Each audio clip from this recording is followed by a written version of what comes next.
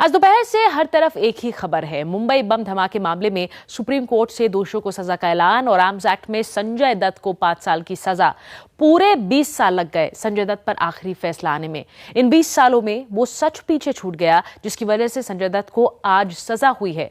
आज हम आपको वही सच दिखाने जा रहे हैं। देखिए आखिर क्या है संजय दत्त और AK-56 की पूरी कहानी। साल 1992 मुंबई दंगों में जल रही थी। संजय दत्त के पिता सुनील दत्त सड़कों पर निकलकर दंगों को रोकने की कोशिश कर रहे थे और इसी दौरान संजय दत्त के घर फोन कॉल्स आने लगे जिसमें उनके परिवार को धमकियां मिल रही थीं। संजय दत्त अपने परिवार की सुरक्षा को लेकर परेशान हो गए और यहीं से शुरू हुई उनकी और AK-56 की कहानी। परेशान संजय दत्त ने इस बात का जिक्र अपने दोस्तों से किया। ये दोस्त थे मैग्नम वीडियो कंपनी के मालिक समीर हिंगोरा और हनीफ कड़ावाला। समीर और हनीफ के तार अंडरवर्ल्ड से जुड़े हुए थे, वो अंडरवर्ल्ड जिससे संजय दत्त का पहली बार सामना 1991 में हुआ। संजय दत्त फिरोज खान की फिल्म यलगार की शूटिंग के लिए दुबई गए थे। फिरोज खान ने संजय दत्त को दाऊद इब्राहिम और उसके भाई अनीस से मिलवाया, जिसके बाद अनीस अक्सर शूटिंग के दौरान आने लगा और कभी-कभी होटल भी पहुंच जाता था। एक दिन दाऊद ने फिल्म की पूरी यूनिट को अपने घर डिनर के लिए बुलाया, जहां संजय दत्त की मुलाकात इकबाल मिर्ची, शरद शेट्टी और छोटा राजन से हुई। इन सारे चेहरों को संजय दत्त के दोस्त हनीफ कड़ावाला और समीर हिंगोरा पहले से जानते थे। इन्हीं की दोस्ती की वजह से संजय दत्त ने उनके फिल्म सनम में काम किया। संजय दत्त ने जैसे ही दंगों के दौरान आ रहे धमकी भरे कॉल की परेशानी अपने दोस्त समीर और हनीफ को बताई, वैसे ही संजय दत्त अंडरवर्ल्ड के अपराध के दलदल की तरफ बढ़ गए। दोनों ने संजय दत्त को हथियार रखने की सलाह दे दी। शुरू में तो संजय दत्त ने दिलचस्पी नहीं दिखाई, लेकिन समीर और हनीफ के बाबा बोलने के बाद संजय दत्त ने हामी भर दी। जनवरी की रात तकरीबन 9 से 9:30 के बीच समीर और हनीफ दोनों संजय दत्त के घर पहुंचे और साथ में था अबू सलेम। तीनों ने संजय दत्त को अगली सुबह हथियार देने का वादा किया। अगली सुबह समीर, हनीफ और अबू सलेम मारुति वैन में हथियार लेकर संजय दत्त के घर पहुंच गए। कपड़ों में लपेटकर संजय दत्त को हथियार दे दिए गए। संजय दत्त के बयान की माने तो उन्हें खुद भी ये नहीं मालूम था कि कपड़ों में लपेटकर उन्हें कौन कौन से हथियार दिए गए थे। वो सभी एक मारुति वैन में आए थे। एक व्यक्ति वैन में बैठा रहा। करीब 15-20 मिनट के बाद उसने 3 AK-56 राइफलें निकाली। मैंने घर से कुछ कपड़ा लिया और उन्हें दे दिया। सलेम और उसके साथ आए दूसरे व्यक्ति ने राइफलों को कपड़े में लपेटा और मुझे दे दिया। इनको जब पूछताछ शुरू किया तो उन्होंने बताया कि संजय दत्त के घर पे 3 सूटकेसेस हम छोड़ के आए हथियार की, जिनको संजय दत्त का और दाऊद का बात हुआ था और दाऊद ने हमको बोला कि संजय दत्त के पास में वेपन रख दो और जब जैसे लगेंगे तब लेंगे हम। और बोले मैंने संजय को बोला है, संजय को ये भी बोला है कि तुमको कुछ लगा तो निकाल लो। ये हनीफ कड़ावाला और समीर हिंगोरा इनका इंट्रोगेशन में हमको मालूम पड़ा, तो उसके ऊपर से संजय दत्त का रोल क्या है वो मालूम हो गया। जैसे ही संजय ने कपड़े हटाए, उनके सामने पड़ी थी 3 राइफलें, कुछ मैगजीन्स और 250 राउंड गोलियां। इतने हथियार देखकर संजय घबरा गए। उन्होंने कहा मुझे तो सिर्फ एक हथियार चाहिए। इस पर हनीफ और सलेम ने कहा कि संजय कुछ दिनों के लिए यह हथियार तू अपने पास रख ले, जरूरत नहीं होगी तो वो उन्हें उठा ले जाएंगे। इन हथियारों में हनीफ और सलेम ने संजय दत्त को कुछ हथकंडे भी दिखाए। संजय दत्त ने 3 में से एक AK-56 राइफल और कुछ गोलियां रख लीं। बाकी हथियारों को वापस ले जाने के लिए कहा और यही हो गई उनसे सबसे बड़ी गलती। दत्त ने राइफल और मैगजीन और गोलियों को अपनी फिएट कार की डिक्की में डालकर ताला लगा दिया, जिसका नंबर MMU 4372 था। बाद में इन हथियारों को उन्होंने एक हैंडबैग में डालकर अपने बंगले की दूसरी मंजिल पर बने हॉल में रख दिया। अब सवाल उठता है कि जो हथियार संजय दत्त के घर पर थे उनका पता पुलिस को कैसे चला और संजय दत्त को मुंबई धमाकों में आरोपी क्यों बनाया गया। इसके लिए आपको मार्च 1993 के आगे के घटनाक्रम को समझना जरूरी है।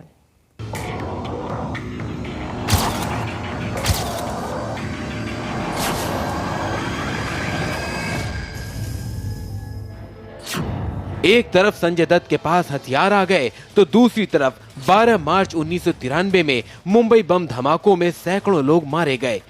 इस मामले में 150 से ज्यादा लोग पकड़े गए थे। इन्हीं पकड़े गए लोगों में से दो थे संजय दत्त के दोस्त समीर हिंगूरा और हनीफ कड़ावाला। इन दोनों ने मुंबई पुलिस को पूछताछ में बताया कि संजय दत्त के पास भी AK-56 राइफल है। दरअसल जो हथियार संजय दत्त को दिए गए थे वो मुंबई बम धमाकों में इस्तेमाल करने के लिए लाए गए थे। ये बात संजय दत्त को नहीं मालूम थी, अनजाने में ही सही, लेकिन संजय गुनाह के दलदल में फंस चुके थे। 15 अप्रैल 1993 में पहली बार एक अखबार में संजय दत्त का नाम सामने आया, जिसके बाद पुलिस पर उन पर कार्रवाई करने का दबाव पड़ने लगा। संजय दत्त की दुनिया तब बदल गई जब 1993 में मुंबई बम धमाकों में उनका नाम लिया जाने लगा और मॉरिशस में आतिश फिल्म की शूटिंग रोककर उन्हें मुंबई पूछताछ के लिए बुला लिया गया। आपको ये सुनकर हैरानी होगी कि उस वक्त तक पुलिस के पास संजय दत्त के खिलाफ कोई ठोस सबूत नहीं था, क्योंकि जिन हथियारों को रखने का इल्जाम संजय दत्त पर लगा था वो हथियार उन्हें मिले ही नहीं। सर्च नहीं किया था, ये गए थे और बाद में सर्च किया तो सर्च उस वक्त हुआ ही नहीं, क्योंकि संजय दत्त मिला ही नहीं था, उसका इंट्रोगेशन नहीं था, उसका यानी रोल फिक्स नहीं किया गया था। तो फिर इसमें संजय दत्त भी इन्वॉल्व है, ये बात पक्की हो गई। तो तब से संजय दत्त को भी ढूंढने का कोशिश चालू हो गया, तो संजय दत्त उपलब्ध नहीं था और चूंकि बड़े आदमी का लड़का था और उसके पहले और भी बहुत सारे काम थे। संजय ने पुलिस को यह भी बताया कि फिल्म आतिश की मॉरिशस में चल रही शूटिंग के दौरान ही संजय दत्त ने मुंबई में अपने दोस्त यूसुफ नलवाला को फोन कर सारे हथियारों को नष्ट करने के लिए कहा था। यूसुफ संजय के जिगरी दोस्त हैं। यूसुफ ने संजय के कहने पर राइफल लोहा फैक्ट्री में एक आदमी को नष्ट करने के लिए दे दी। बाद में जब इनको इंट्रोगेट इनका स्टेटमेंट लिया तो इन्होंने बोला वो यूसुफ नलवाला उनको मैंने दिया था। उनको जब लाया गया तो उन्होंने बोला कि मैंने इधर फेंक दिया था, वहाँ से शायद उसका नली बिली कुछ जब्त हुआ और ये सारा फिर उसके ऊपर से ये लिंक हुआ।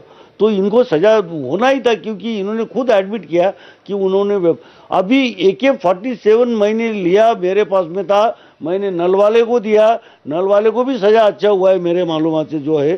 तो फिर संजय दत्त को ये सब कबूल करने के बाद में वो कैसे मुझे टाड़ा से छूट गया, इसका मुझे बहुत डाउट है। संजय दत्त हथियार नष्ट कर भारत लौट रहे थे। इधर पुलिस लगातार सुनील दत्त से पूछताछ कर रही थी, सो पिता ने संजय की आने की खबर पुलिस को दे दी और संजय दत्त को हवाई अड्डे पर ही गिरफ्तार कर लिया गया। आपने संजय दत्त को कहीं बाहर मॉरिशस में शूटिंग कर रहा था, आपने यहाँ बुलाया था? मैं बुलाया था जी, बिल्कुल। यहाँ मैंने कहा तुम आ जाओ यहाँ फौरन, वो फौरन आ गया। अगर वो गिल्टी होता तो क्यों आता? यहाँ तो लोग सालों साल घूम रहे हैं, उधर बाहर कंट्री में घूमेंगे। मैंने कहा तुम आ जाओ, तो आ गया वो। और आते ही उसको एयरपोर्ट पर अरेस्ट किया और इस तरह से अरेस्ट किया जैसे किसी आतंकवादी को अरेस्ट करते हैं? जी हाँ, बिल्कुल बिल्कुल ऐसा किया, ऐसा किया उन लोगों ने। तो आपको ये नहीं लगा कि आपने गलती की अब उसको यहाँ बुला करके? No, I perform my duty, honesty, we are honest people. हमने कहा कि देखो तुम आ जाओ, वो आ गया, he was honest, I was honest. It is up to them how they treated him. सोचिए कि मुंबई पुलिस के पास वो हथियार ही नहीं थे जिसके लिए उसने संजय दत्त को गिरफ्तार किया, तो फिर ये पूरा मुकदमा किस आधार पर चला? इसका जवाब है खुद संजय दत्त का कबूलनामा।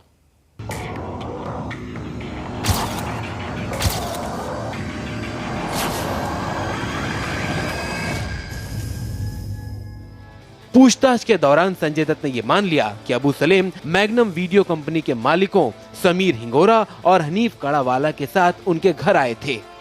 लेकिन संजय दत्त ने ये बात बार बार दोहराई कि उनका 1993 के बम धमाकों से कोई लेना देना नहीं है।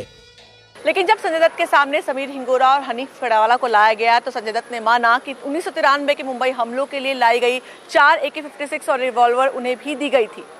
संजय दत्त ने क्राइम ब्रांच को यह भी बताया कि अपने पास रखी हुई AK-56 और रिवॉल्वर उन्होंने अपने भिंडी बाजार में रहने वाले एक दोस्त यूसुफ नलवाला को नष्ट करने के लिए दी थी। अप्रैल 1993 में सीबीआई ने संजय दत्त के खिलाफ चार्जशीट दाखिल की और इसके बाद शुरू हुआ अदालत का चक्कर, कभी जेल कभी जमानत। फिर आया साल 2006 का नवंबर महीना, जब टाडा की विशेष अदालत ने अपना फैसला सुनाया।